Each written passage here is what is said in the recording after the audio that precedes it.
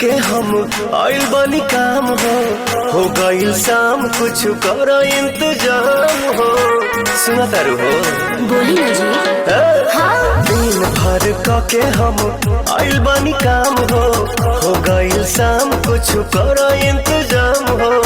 दही में दम रही तबे लड़ी गाड़ी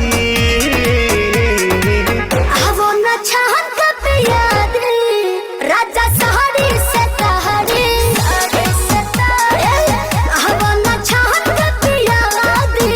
राजा सहरी से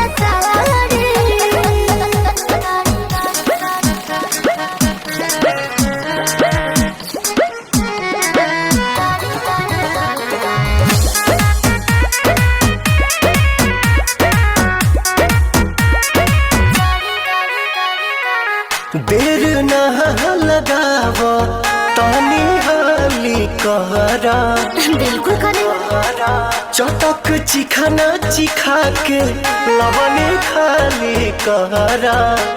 ए राजा जी वही ठमड़िया छटहिया बिछा दे हो तपसे लबा तबे लबा हो डोलाबे मोड़ बनो के तनी बने दया नाड़ी आवो न छहन के पिया दे राजा सहरे सतहरे आवो न छहन के पिया दे राजा सहरे सतहरे।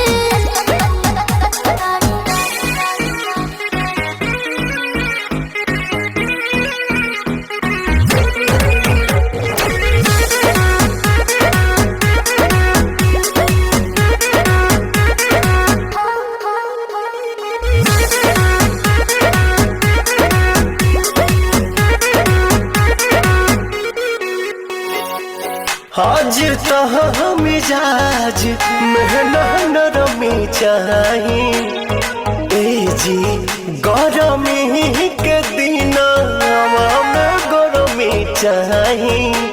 ए राजा जी ये तना न फायदा करेला दहे दूध हो चार छक मार के दिमाग बड़ा सूद हो। सुना पवन विजय के दुख बुझा प्यारी